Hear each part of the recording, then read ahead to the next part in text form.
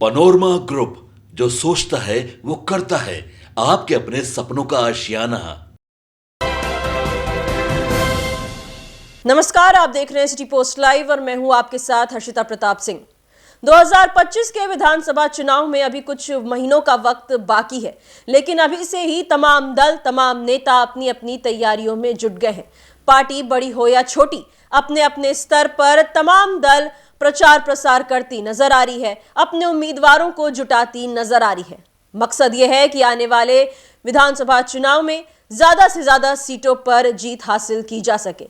लोकसभा के आम चुनाव और विधानसभा चुनाव में बड़ा अंतर होता है। खासतौर पर बिहार की बात करें तो 1 से 2% भी अगर वोट में डिफरेंस आए, फर्क आए, तो जीत और हार तय कर सकती है। जीतने और हारने के लिए विधानसभा के चुनाव में 19-20 का फर्क ही बड़ा फर्क माना जाता है।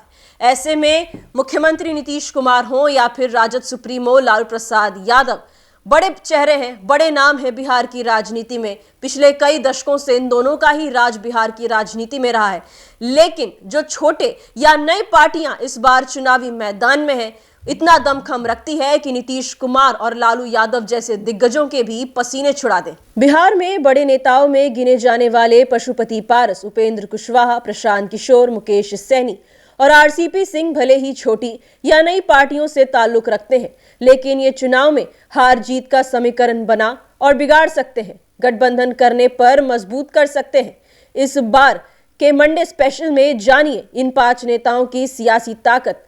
कब कौन कितने मजबूत हुए, कब कमजोर, कब कौन किसके करीब गए, तो किसने खेल बिगाड़ डाला। सबसे पहले जानते हैं समता पार्टी के दौर से सीएम नीतीश के साथ रहे उपेंद्र कुशवाहा की सियासी हैसियत। उपेंद्र कुशवाहा पहली बार साल 2000 में चुनाव जीते और बिहार विधानसभा पहुंचे थे। जंदाहा विधानसभा सीट से समता पार्टी के टिकट पर उन्होंने जीत हासिल की थी। उपेंद्र कुशवाहा ने तुलसीदास मेहता को करारी मात दी थी। आज का राष्ट्रीय जनता दल तब का जनता दल हुआ करता था। जनता दल टूटकर राष्ट्रीय जनता दल और समता पार्टी के रूप में सामने आई थी। उपेंद्र कुशवाहा नीतीश कुमार के काफी करीबी माने जाते थे। जनता दल यूनाइटेड ने 2007 में उन्हें पार्टी से बर्खास्त कर दिया था। बिहार विधानसभा 2010 में चुनाव में उपेंद्र कुशवाहा की पार्टी राष्ट्रीय लोक समता पार्टी की एंट्री हुई। इस चुनाव में 2 सीट जीतकर विधानसभा में पार्टी के विधायक पहुंचे थे। 2020 के चुनाव में 1.7% वोट मिला। उपेंद्र कुशवाहा की पार्टी 2020 के विधानसभा चुनाव में सिर्फ 1.7% वोट हासिल कर पाई। चुनाव में इनके उम्मीदवार को सिर्फ 7,54,221 वोट मिले थे। 243 में एक भी सीट जीत नहीं सके। विधानसभा चुनाव 2015 में पार्टी का परफॉर्मेंस भी बहुत अच्छा नहीं था। पार्टी को 2.56% वोट मिले थे। एनडीए के साथ चुनाव लड़ने के बावजूद पार्टी को 9,76,940 वोट मिले। राष्ट्रीय लोक समता पार्टी ने 23 सीट पर अपने कैंडिडेट उतारे थे, जिसमें से 2 जीत पाए। 1 सीट पर दूसरे स्थान पर रहे। रालोसपा का प्रदर्शन स्टेट पार्टियों में सबसे निचले पायदान पर रहा था। बाद 2014 के लोकसभा चुनाव में मोदी की लहर में राष्ट्रीय लोक समता पार्टी का परफॉर्मेंस बेहतर दिखा था। 6 में से 3 सीटें जीती थी। 6.97% वोट हासिल किए थे। उपेंद्र कुशवाहा की पार्टी को 6 सीटों पर 24,60,533 वोट मिले थे। कुशवाहा ने 2 बार अपनी पार्टी बनाई। उपेंद्र कुशवाहा की पार्टी को लोकसभा 2019 में सिर्फ 3.65 वोट मिले थे। इनके खाते में एक भी सीट नहीं आ पाई थी। कुशवाहा का इनके कैंडिडेट को 14,62,518 वोट मिले थे। राष्ट्रीय लोक समता पार्टी 2013 से 2021 तक अस्तित्व में रही। राष्ट्रीय लोक समता पार्टी के अध्यक्ष रहते उन्होंने पूरी पार्टी का जदयू में विलय किया था। 2 साल बाद नीतीश कुमार से मतभेद हुआ तो जदयू से अलग होकर फरवरी 2023 में नई पार्टी राष्ट्रीय लोक मोर्चा का गठन किया। राष्ट्रीय लोक मोर्चा की मौजूदा ताकत बताते हैं। उपेंद्र कुशवाहा की नई पार्टी राष्ट्रीय लोक मोर्चा ने 10 लाख से अधिक प्राइमरी मेंबर बनाए हैं। पार्टी की ओर बताया गया है कि पार्टी के सक्रिय सदस्य की संख्या 50,000 से ज्यादा है। पार्टी प्रदेश से लेकर पंचायत अध्यक्ष तक चुनाव करवा चुकी है। बूथ लेवल पर काम किया जा रहा है। फिलहाल उपेंद्र कुशवाहा दौरे पर है। 7 चरण पूरा हो चुका है। यात्रा का 8वां और अंतिम चरण मुंगेर, भागलपुर, बांका और जमुई में होगा। पार्टी की पकड़ वैसे 50 विधानसभा सीटों पर है जहां कुशवाहा ने निर्णायक वोटर है। लोकसभा के 9 सीट ऐसे हैं जहां कुशवाहा कास्ट स्ट्रांग है। इन सीटों पर उपेंद्र कुशवाहा की पकड़ काफी मजबूत मानी जाती है। अब बात रामविलास पासवान के भाई पशुपति पारस की राजनीतिक हैसियत की करते हैं। पूर्व केंद्रीय मंत्री पशुपति पारस राजनीतिक तौर पर फिलहाल उतने ताकतवर नहीं दिख रहे हैं। एनडीए से तो न वो पूरी तरह अलग ही हुए हैं, न ही गठबंधन में कोई उन्हें पूछ रहा है। भतीजे चिराग पासवान से दूरी बढ़ने के बाद रालोसपा की कमान संभाले हुए हैं और विधानसभा की तैयारी में जुटे हैं। पशुपति पारस ने 2005 में पहली बार बिहार विधानसभा चुनाव लोक जनशक्ति पार्टी के टिकट पर लड़ा था। इसकी अलौली सुरक्षित सीट थी। इस चुनाव में पशुपति पारस को कुल 39,951 वोट मिले थे। आरजेडी के कैंडिडेट मीरा देवी को 9,711 से परास्त किया था। जीत का मार्जिन 10.16% रहा। लगातार 2 बार जीतने के बाद 2010 में हारे।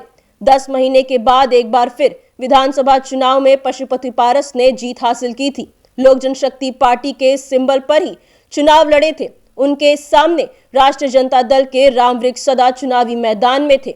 इस बार जीत का अंतर फरवरी महीने के चुनाव से घट गया था। 8,577 वोट से जीत हासिल किए थे। जीत का मार्जिन 9.81% रहा। फरवरी और अक्टूबर में हुए मतदान के बीच इसका ग्राफ थोड़ा गिरा था। लोक जनशक्ति पार्टी से तीसरी बार चुनाव लड़े पशुपति कुमार पारस को 2010 में हार मिली थी। पशुपति पारस 2010 के विधानसभा चुनाव में 3,06,252 वोट मिले, जो कुल वोटों का 33.46% था। जदयू के रामचंद्र सदा ने उन्हें जबरदस्त मात दे दी थी। वोटों का मार्जिन 16.17 था। 2015 में हारने के बाद भी वो मंत्री बने। पशुपति पारस 2015 के विधानसभा चुनाव में लगातार दूसरी बार हारे। 2015 के चुनाव में वोटों का मार्जिन बढ़कर 2 गुना हो गया। 18.41% मार्जिन के साथ वह राजद के चंदन कुमार से चुनाव हार गए। 2015 का चुनाव जदयू और राजद ने साथ मिलकर लड़ा था। इसी का नतीजा था कि वोट का मार्जिन दुगना हुआ। साल 2017 में उन्हें पीछे के दरवाजे से मंत्री की कुर्सी दी गई। राज्यपाल के कोटा से विधान परिषद के सदस्य बनाए गए। इसके बाद वो मंत्री बने। लोकसभा 2019 में लोजपा के ही टिकट पर हाजीपुर से चुनाव लड़े और जीते। इस चुनाव में उन्होंने 2,05,49 वोट के अंतर से अपनी प्रतिद्वंदी को हराया। इसके बाद केंद्र में इन्हें खाद्य संस्करण मंत्री बनाया गया। लोजपा का विधानसभा चुनाव में प्रदर्शन 2015 के विधानसभा चुनाव में लोजपा का परफॉर्मेंस बहुत अच्छा नहीं रहा था। लोजपा ने 42 कैंडिडेट चुनावी मैदान में उतारे थे, जिसमें सिर्फ 2 सीट जीत पाए। 3 सीटों पर दूसरे स्थान पर रहे। कुल वोटिंग परसेंटेज 4.83% था। लोजपा ने 2010 के चुनाव में कुल 75 कैंडिडेट उतारे थे, जिसमें सिर्फ 3 पर जीत हासिल हुई। पार्टी के उम्मीदवार 26 सीट पर दूसरे स्थान पर रहे। पार्टी को 19,57,232 वोट मिले, जो कुल वोटों का 6.74% रहा था। 2005 के अक्टूबर महीने में हुए चुनाव में लोजपा के 243 में से 203 सीटों पर अपना कैंडिडेट दिया था, जिसमें से सिर्फ 10 उम्मीदवार ही जीत हासिल कर पाए। 141 सीटों पर पार्टी दूसरे स्थान पर रही। पार्टी को इस चुनाव में 26,15,901 वोट मिले, जो कुल वोटों का 11.10% रहा था। लोक जनशक्ति पार्टी ने 2019 में चुनाव में 6 सीटें जीती। पार्टी को 8.1% वोट हासिल हुई। 2021 में भतीजे चिराग पासवान से विवाद हुआ और लोजपा के दो टुकड़े हो गए। पशुपति पारस राष्ट्रीय लोक जनशक्ति पार्टी के अध्यक्ष बने। 2024 लोकसभा चुनाव में पशुपति पारस को एनडीए से एक भी सीट नहीं दिया। नतीजा 19 मार्च 2024 को मोदी मंत्रिमंडल से इन्हें इस्तीफा देना पड़ा था। पशुपति पारस की पार्टी की मौजूदा ताकत भी बताते हैं। राष्ट्रीय लोक जनशक्ति पार्टी की मौजूदा स्थिति में अभी कई जिले के अध्यक्ष हैं। सभी प्रखंड में प्रखंड अध्यक्ष काम कर रहे हैं। बूथ लेवल कमेटी पर काम कर रहे हैं। पार्टी के 1 लाख से अधिक सक्रिय सदस्य बनाए जाते हैं। वहीं प्राइमरी मेंबर 5 लाख से अधिक हैं। पार्टी देश के हर राज्यों में अपना अध्यक्ष नियुक्त किए हुए है। पार्लियामेंट्री समिति सक्रिय है। बिहार विधान परिषद में एक प्रतिनिधि भी है। भूषण कुमार राष्ट्रीय लोजपा से प्रतिनिधित्व कर रहे हैं। पासवान जाति के लोग चिराग को नेता मानते हैं। एक्सपर्ट्स इधर राजनीति के जानकार संतोष कुमार का कहना है कि पासवान जाति के लोग चिराग पासवान को ही नेता मानते हैं और उनकी ही पार्टी को वोट करेंगे। लोकसभा चुनाव में भाजपा ने भी पशुपति पारस या उनकी पार्टी को कोई तरजीह नहीं दी। किसी सीट पर उनकी पार्टी 400-500 वोट काटती थी तो कभी एनडीए को बहुत ज्यादा फर्क नहीं पड़ा, जबकि कुछ सीट पर महागठबंधन को उनसे फायदा हो सकता है। राजनीतिक रणनीतिकार से पार्टी बनाने वाले पीके की ताकत को भी समझिए। बिहार में सियासी अखाड़े में उतरे प्रशांत किशोर की पार्टी जनसुराज का उपचुनाव में परफॉर्मेंस आरजेडी, जेडीयू और बीजेपी को पसंद नहीं आएगा। बिहार में उपचुनाव में जनसुराज ने एक बहुत मजबूत झलक पेश की है। उपचुनाव में जनसुराज का परफॉर्मेंस भी समझिए। उपचुनाव में सबसे हॉट सीट इमामगंज थी। चुनाव आयोग का आंकड़ा बताता है कि जनसुराज ने राजद को भारी नुकसान पहुंचाया। जनसुराज के खाते में 37,106 वोट पड़े थे। इमामगंज से हम प्रत्याशी दीपा मांझी को 5,945 वोट से जीत मिली। राजद प्रत्याशी के खाते में 47,490 वोट मिले। वहीं बेलागंज में जनसुराज को 17,285 वोट मिले थे, जबकि राजद को 51,993 वोट से संतोष करना पड़ा। जनसुराज की वजह से राजद ने सीट गंवा दी और जेडीयू की मनोरमा देवी ने जीत हासिल की।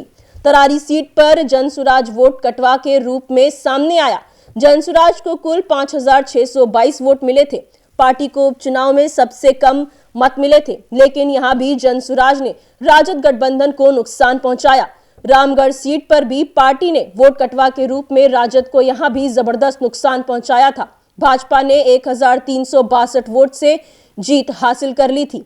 सैनी की पार्टी की परफॉर्मेंस की भी बात करते हैं। 2019 के लोकसभा चुनाव में वीआईपी यूपीए गठबंधन में 4 लोकसभा सीटों पर चुनाव लड़ी, लेकिन एक भी सीट जीतने में कामयाब नहीं हो पाई। खुद सैनी खगड़िया से हार गए थे। पार्टी के मात्र 6,60,706 वोट यानी कि 1.7% वोट मिले थे। विधानसभा 2020 में एनडीए के साथ 13 सीटों पर चुनाव लड़े। वीआईपी 4 सीटें जीतने में सफल रही। हालांकि ये चारों विधायक बाद में भाजपा में शामिल हो गए। इस चुनाव में पार्टी को कुल 6,39,840 वोट प्राप्त हुए हैं, जो कुल वोट का 1.5% था। कुर्नी और बोछा में वीआईपी ने अपने प्रत्याशी खड़े किए। निषाद बहुल इलाके होने के बावजूद दोनों चुनाव पार्टी में तीसरे और चौथे नंबर पर रह गई। कुर्नी उपचुनाव में पार्टी को मात्र 10,000 वोट मिले थे, जबकि बोछा उपचुनाव में वीआईपी के उम्मीदवार गीता कुमारी को 29,269 वोट मिले थे। वीआईपी सभी विधानसभा सीट पर मजबूती से चुनाव लड़ने का दावा कर रही है। पार्टी की ओर से कहा जा रहा है कि बिहार विधानसभा 2025 में हम लोग मजबूती के साथ चुनाव लड़ेंगे। मुकेश सहनी 2014 में लगातार विधानसभा और लोकसभा का चुनाव लड़ रहे हैं। अगर इन चुनाव का डेटा देखें तो फिलहाल मुकेश सहनी 1.5% वोट की गारंटी है। 2020 के चुनाव में भाजपा ने अपने हिस्से की 11 सीटें इन्हें दे दी थी। इसमें से ये 4 सीटें जीतने में सफल भी रहे, लेकिन 2 साल बाद 2022 में सभी विधायक भाजपा के साथ आ गए थे। आखिर में बात आईएएस से नेता बने रामचंद्र प्रसाद सिंह की। कभी नीतीश के करीबियों में गिने जाने वाले आरसीपी सिंह को राजनीति में लाने का श्रेय सीएम नीतीश को ही जाता है। अधिकारी से नेता बने रामचंद्र प्रसाद सिंह ने 31 अक्टूबर 2024 को अपनी पार्टी एएसए आप सबकी आवाज बनाई। पार्टी गठन वाले दिन उन्होंने कहा था कि आगामी विधानसभा चुनाव में 140 सीट पर चुनाव लड़ने की तैयारी है। नीतीश कुमार का साथ छोड़कर पूर्व आईएएस अधिकारी रामचंद्र प्रसाद सिंह ने भाजपा का दमन किया, लेकिन भाजपा में भी जब पूछ घट गई तो किनारा होकर नई पार्टी बनाई। अभी तक उनकी पार्टी से कोई चुनाव नहीं लड़ सका है। आरसीपी सिंह की पार्टी 2025 में पहली बार चुनाव लड़ेगी। अनुभव तो खूब है, लेकिन नई नवेली पार्टी पर लोगों का भरोसा कितना होगा ये देखना होगा। वो मुख्यमंत्री नीतीश कुमार के समाज से भी आते हैं। जेडीयू में जब थे तो इनका पंचायत स्तर के नेताओं से संपर्क था। उनकी कोशिश नीतीश कुमार के वोट बैंक में सेंधमारी करना होगा। जेडीयू को नुकसान पहुंचा सकते हैं। नवादा और नालंदा में नीतीश कुमार को चोट पहुंचा सकते हैं। RCP senior journalist Arun Kumar Pandey ने बताते हैं कि आरसीपी सिंह की छवि अभी तक नीतीश कुमार के सहयोगी के रूप में ही है। वो खुद आज तक लोकसभा या विधानसभा का चुनाव नहीं लड़े हैं। अगर मौजूदा समय की बात करें, उनकी पकड़ और पहुंच दोनों कुछ हद तक दिखाई भी देती है, तो केवल उनकी अपनी जाति कुर्मी में, क्योंकि नीतीश कुमार भी इस जाति से आते हैं और दोनों का गृह क्षेत्र भी नालंदा है। नालंदा के अलावा नवादा, शेखपुरा और लखीसराय में भी इस जाति की आबादी ज्यादा है। तो विधानसभा चुनाव में कुछ वक्त बचा है, कुछ महीने बचे हैं, लेकिन तैयारी सभी की शुरू हो चुकी है। पार्टी बड़ी हो या छोटी, पुरानी हो या नहीं, चुनावी मैदान में जोर शोर से उतरे हुए हैं और नीतीश कुमार और लालू यादव जैसे दिग्गजों की टेंशन बढ़ाने के लिए इस बार कौन सी पार्टियां चुनावी मैदान में हैं, वो भी हमने आपको बताया। 2025 के चुनाव की तैयारी में सभी जोर शोर से जुटे हुए हैं और नीतीश कुमार हो या लालू यादव या तेजस्वी यादव, सबको पता है कि ये पार्टियां छोटी भले हों, लेकिन इन्हें हल्के में नहीं लिया जा सकता। इसीलिए अभी से तमाम तैयारियां शुरू हो चुकी हैं। 2025 के विधानसभा चुनाव से पहले कौन सी पार्टी निकलकर सामने आती है, कौन सी छोटी या नई पार्टी पुराने दिग्गजों का टेंशन बढ़ाने का काम करती है, पुराने दिग्गजों को चुनौती देती है, ये देखने वाली बात होगी। फिलहाल इस खबर में इतना ही। आप आगे की खबरों के लिए देखते रहिए सिटी पोस्ट लाइव। धन्यवाद।